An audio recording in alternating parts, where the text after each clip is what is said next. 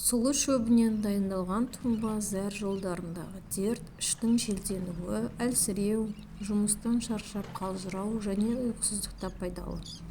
2 ас қасық шөпті ет тартқыштан өткізіп, үстіне 1 стакан спирт құяды. Тұнба жылы жерде 14 күн тұрады. Күніне 2 рет тамақтың алдында осыдан 20-30 тамшыдан қабылдайды.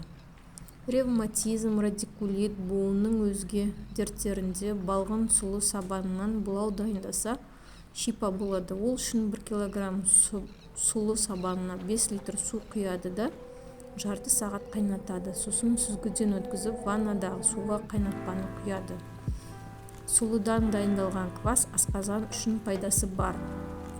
1 стакан сұлыны 3 литрлік банкіге салады да үстіне 3-4 қасық қант, сол мөлшерде мейіз қосып су құяды.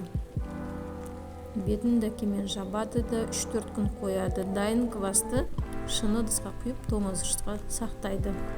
Сұлыдан дайындалатын ботқалар да түрлері өте көп.